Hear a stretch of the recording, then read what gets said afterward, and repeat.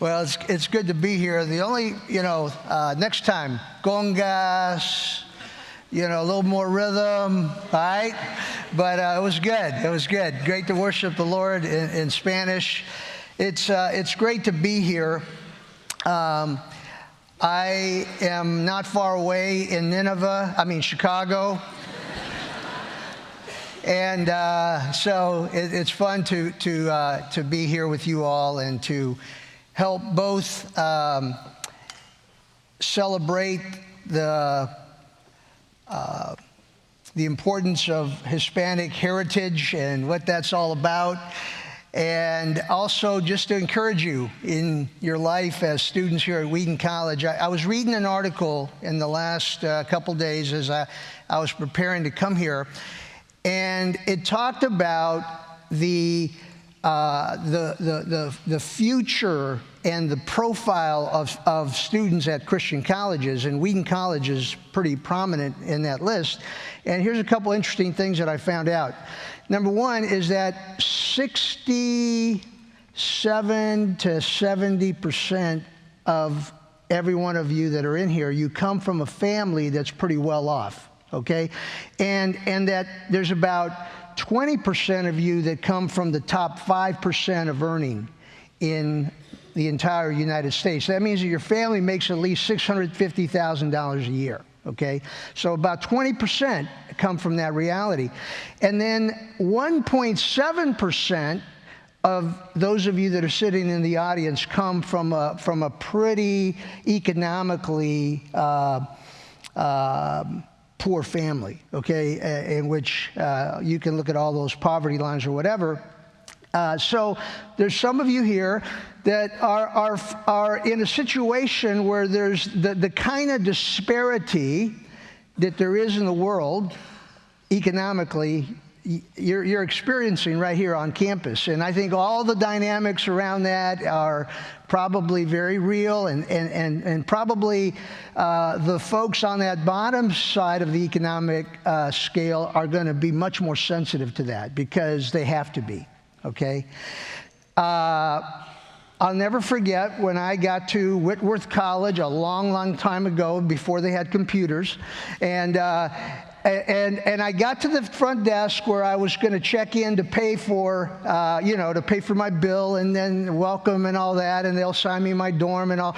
And they told me, hey, you still owe this much. You got financial aid. You got all this. You owe this much money. I had never been to the campus. I'd never visited. My parents had never visited.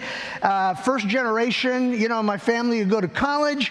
And I get there, and they said, well, here's how. And I said, well, look, all I have is $300 total. This is what I have. I brought everything in my piggy bank, and so if you want, I'll give you all of that, but that's all. So the woman took my, my file, and she said, well, wait a minute right here. Let me go back and talk to somebody.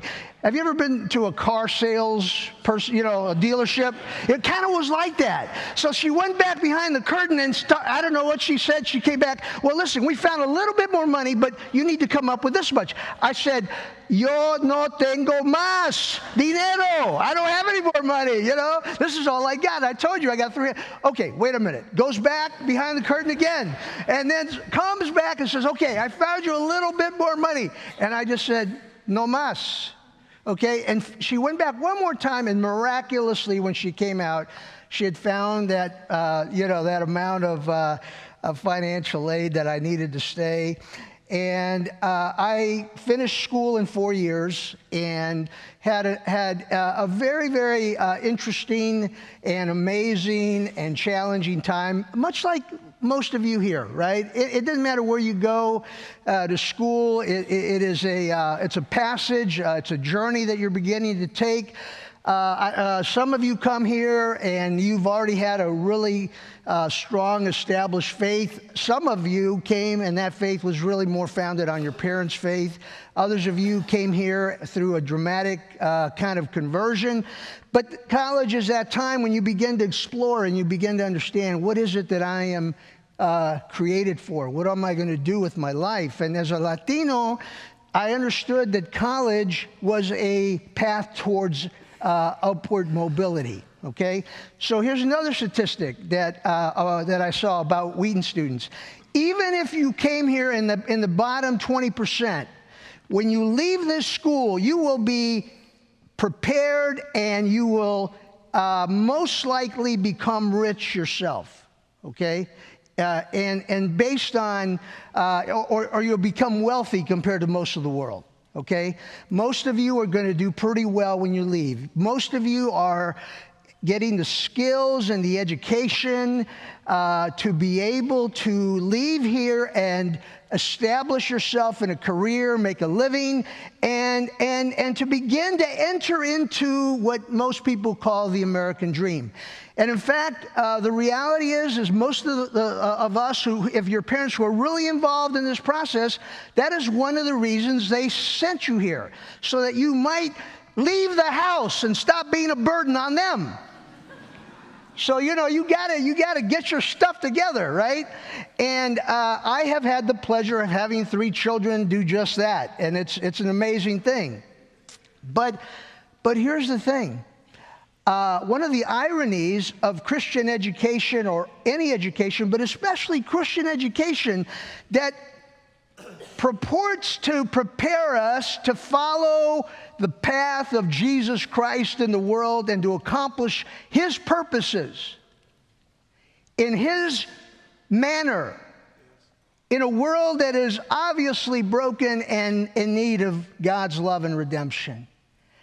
And the irony is that the minute we walk across the stage, you are less qualified to engage in reaching and loving and identifying and connecting with the poorest people and the most needy people on our planet. We have 7 billion people on our planet, and I want to just tell you, the majority don't have a lunch haul the way you do, abundance of food. You can get anything you want. You have running water. You have probably, I don't know, if you have AC or heat in your rooms. I mean, I did in my little room where I stayed, okay? But the minute you walk across the stage, we are disconnected. We are far in distance from what the reality of life with the majority of people on this planet. And it seems like in North America, the church is investing heavily into preparing people to take care of the top % of wealthy that we represent in the West. So we prepare and we spend and we prepare and we educate and we prepare and we encourage so that we might take care of each other, while the majority of the world, while the Ninevehs of the world are left without a witness. Not just a verbal proclamation, but a witness of the tangible love of God to those that have very little, okay? And I think that's a question that we need to begin asking ourselves. I think that the fact that you're here is a great opportunity, so don't squander that opportunity, okay? When I was in San Antonio, Texas, a couple days ago, right before I came here, and I was going to go visit a Mexican-American friend, a woman who's kind of a big shot in a Christian organization, and the Uber driver, when I gave the Uber driver the address, he said, "Oh man, you're going to this real nice neighborhood. You're not going to the hood, And then he said, "That's where all the CEOs of companies live, and the basketball players, and all these, And so we kind of went up this hill, and we were in this. It wasn't a gated community. It was a beautiful community. And I got out of this house and I said, man, it's like the Beverly Hillbillies. You never saw that. You don't know what that is. But, we made it out, and I was like, Mija, you're doing good, I mean, I was really proud of my sister, because she the pool and the view. And I'm thinking, and I want you to know this. I don't think every Mexican needs to be poor. okay? That's not what I'm saying. I'm glad about somebody doing well. But as we talked for a little bit about strategy for reaching Latinos, I said, one of the challenges that we have is how disconnected we are from the poverty that exists. And the more distance we are, the more respectable we are, the safer we are, the more comfortable we are, the less we are able to identify with the poor, and we resort to actually blaming the poor for their condition. Okay? Coming back from San Antonio, I was on a plane, and I'm embarrassed to tell you this, but I fly so much, I'm on the plane all the time, that pretty often they'll give me an upgrade to first class. And sometimes I don't take it, because I feel guilty or something, Most of the times I don't feel that guilty.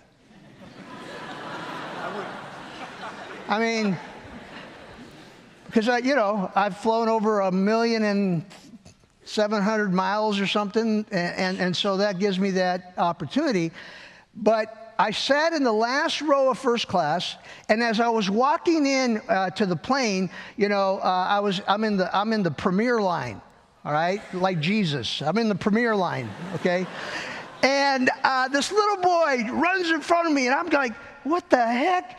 Little 7, 8-year-old boy, brown skin, and then behind him comes 2 little girls and a mom, small, not too tall mom.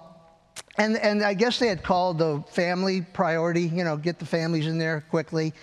And so I caught eyes with the little boy, and he was smiling so big. So I kind of gave him a high five as he walked by me, and he went in. Well, I got into row, the last row in first class, and they sat right behind me.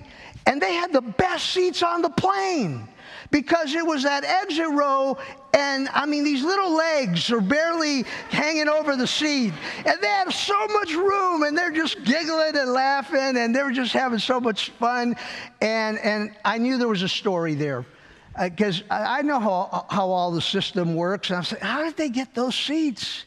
So, those are the best seats in coach class, Well, as I sat there with them, and I kind of kept looking back and giving them, kind of little eye games with the kid, because I could tell he was so friendly. And when he was watching everything I was doing, man, here's a guy, he kind of looks like me, and he's in first class. I don't know if he knew that there's first class. Probably first time he's ever flown.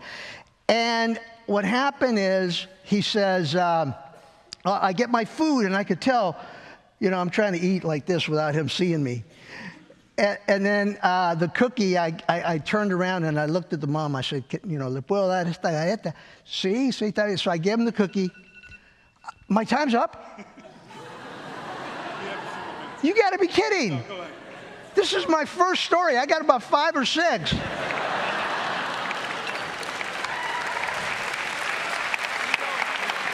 Man. Oh, thank you. It's my fault. But here's what happened. When we got off the plane in San Antonio, I asked the mom, where are you going? I'm going to Minneapolis. That's where we're going there. And I asked her. I had a pretty good idea, but I said to her, San Antonio, okay, all right.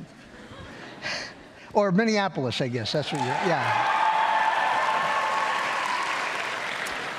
The rich white suburban communities of Minneapolis. I'm calling you out. That's who it was. That's who you are. You didn't know what a Mexican was till you came to Wheaton College.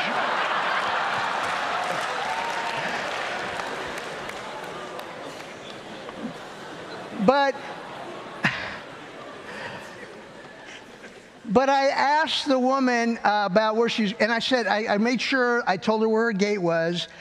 How much time do you have before about an hour and a half? I said, come with me. So I brought the kids, and the kids were all happy. I took them to the United Club, which I'm also a member of, okay? And I said, I have my family with me. Would you let, we want to go in. So they let all of us in, scanned all the tickets. We all went in. I said, this is your house now for the next hour and a half. Do whatever you want. Eat anything you want, drink anything you want. The first thing those kids ran to and grabbed a cup of coffee. All of them.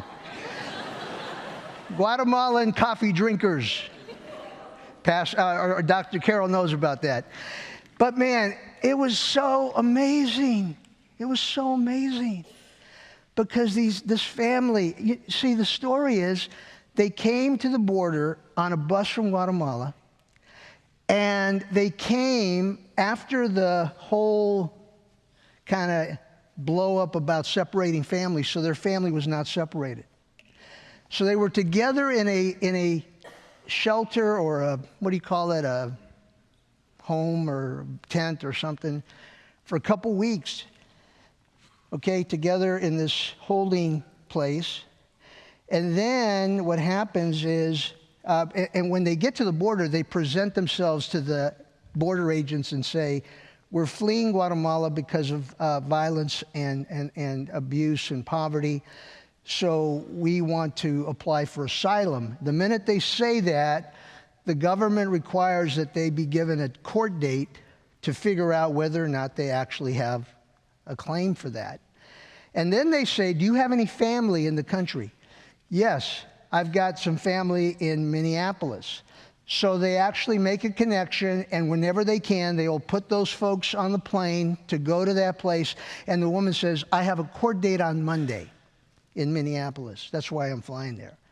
So in just a couple days, her future and the future of her 3 children will be determined, whether or not she has any opportunity at all to stay here or whether she will be sent back, okay?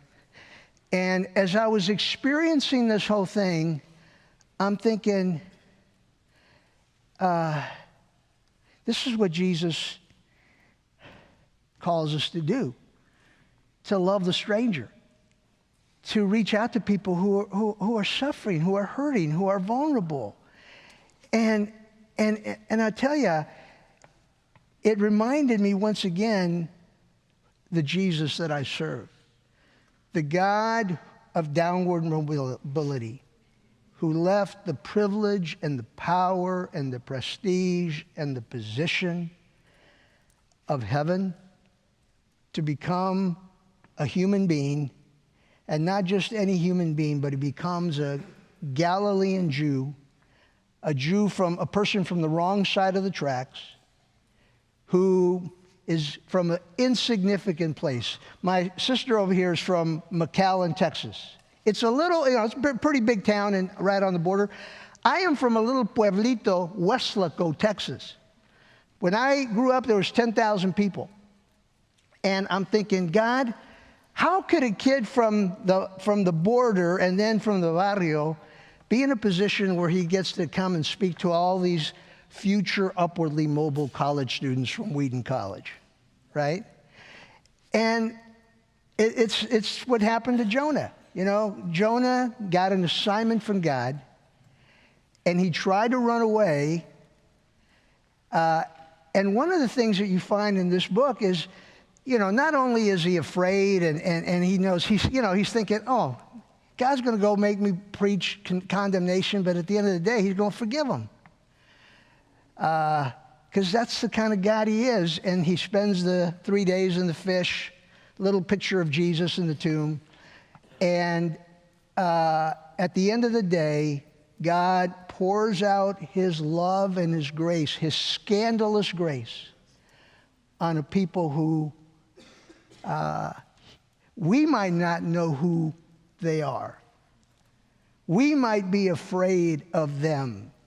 We might be isolated from them. We might live at a safe distance from them, but God knows who they are.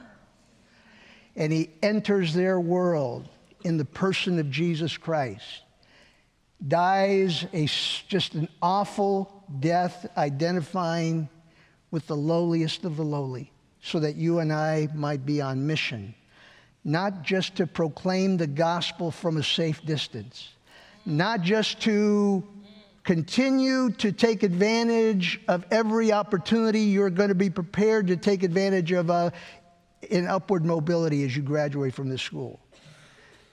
But to make a choice, to say, Jesus de Nazaret, that's who I want to follow. Jesus de Nazaret, el pobrecito, that's who I want to follow. Okay? I'll end you with this. Let me see, I'm going to try to read it because I kind of wrote it here. The story of Jesus, or Jesus de Nazaret, is that of an obscure Jewish day laborer. That's what it means to be a carpenter. From a tiny little village, Nazareth, that was unjustly executed for proclaiming a kingdom of radical love, forgiveness, and inclusion of the poor, the vulnerable, the uneducated in this world. May God give you eyes to see and ears to hear what this morning's message is saying to you. God bless you.